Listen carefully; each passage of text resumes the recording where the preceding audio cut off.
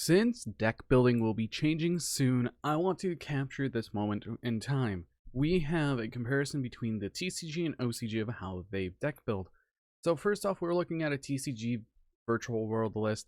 Nothing special, it's mostly all copy paste outside of a couple cards here and there. So how does the TCG deck build? Well, first of all, for the TCG, we mainly focused on the archetype first when deck building. After that, we consider our hand traps and our cards that we're going to run along with those. So we have first the archetype, then we have the hand trap lineup, then we have our supporter cards. And side decking is just all for what the current format has. So if you need a kaiju, you have your kaijus, your lancias, your crows, feather duster, a couple pieces of back row removal here and there.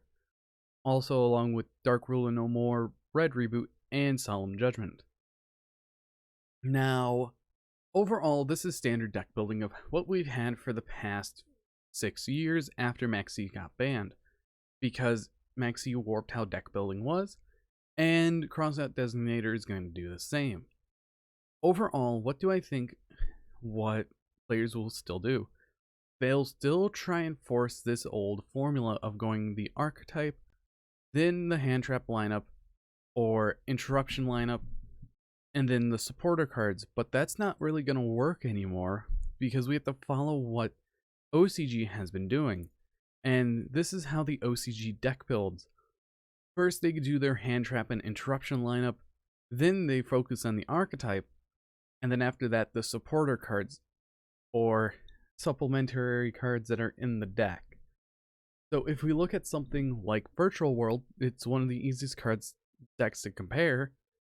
Nothing much really changes, but when we look at them, we have more space for those supporter cards, being 6 cards compared to their 5 cards.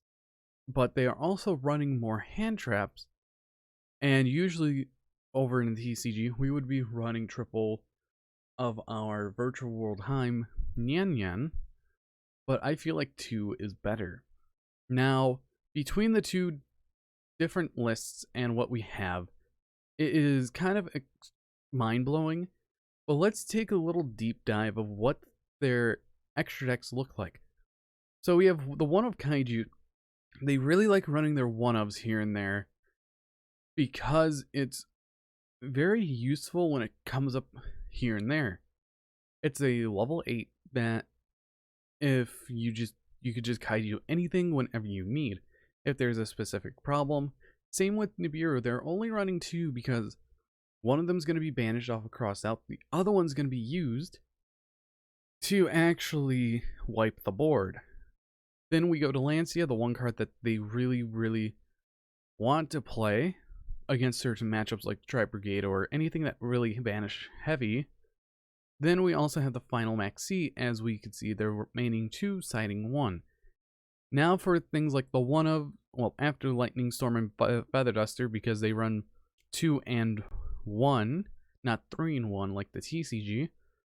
Then we get to a lot of the one-ofs. We have Droll and Lockbird, Twin Twister, Triple Tactic Talent, Imperm, and of course Red Reboot, but Red Reboot's just that one card that everyone uniformly runs at 1 for both of the games since they are limited. But I want to take a look at the one-ofs that they have. Drone Lockbird is a crossout designated target along with all of these others. They are citing the one-ofs because they're crossout designated targets, and this is what the TCG is going to have to do. Because you're not going to be able to fit 8 to 9 targets in your main deck because that takes up a lot of space. I've already gotten a little headache trying to build the TCG way of how we build. So, comparing the TCG to the OCG, they take theirs step by step by the hand trap and disruption. Then you have the main archetype, and finally the 5 supporters or whatever space is left.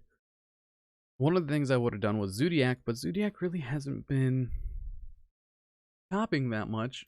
But I could show something maybe like Phantom Knights.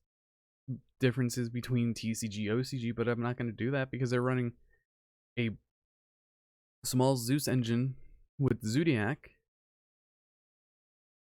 and it is definitely interesting. Or actually, no, they're running the Brave token stuff, but it's super interesting because people are struggling a little. So this is separated into 3 segments for each. You have your, like I said, hand trap, archetype, and supporters. Now, how bad will this warp deck building?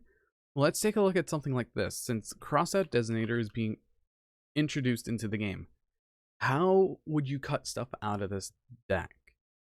The question is, what do you cut and where? So, overall, what you would pretty much cut would be something like Terratop, an Imperm, and this is where you get stumped, or you can just go up to 42. So you would have enough coverage that you will be fine. So you really have to think of the space that your deck has. And with Crossout looming in the next couple weeks, about to be coming out, this deck or Crossout itself will warp the fundamentals of the deck building that people know of currently, because it is quite insane of how much it changes the deck building and the dynamic of it. Because if we go over to Road of the King, you could see that exact formula. You have your hand trap lineups. Some decks can afford the one-ofs, along with your other interruptions here. And like the Phantom Knight deck, we have our hand trap lineup, our interruptions, and the one-of hand trap of Imperm.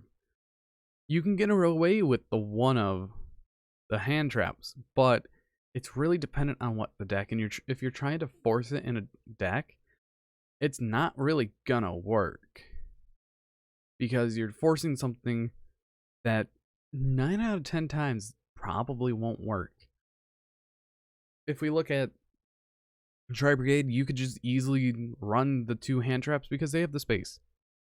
Even they have the 1 droplet in, so they have 3 one-ofs, and each of them really help. But let's look at some of the side decks that they have.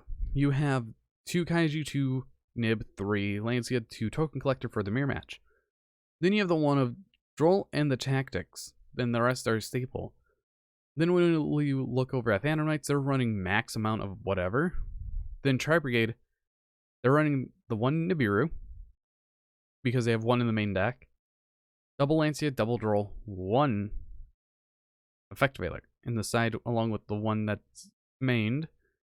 Then you have your spell and trap card removal, the 1 anti-spell, which is weird, but I understand that. Overall, deck building is changing, and if you don't appreciate the change, you're going to be lacking. So overall, take that into consideration of doing your interruption and hand trap lineup first, then doing the rest of the deck. That is how I'm going to be building my decks from now on, and I hope you too. But anyways, I hope you guys did enjoy, and see you guys in the next video.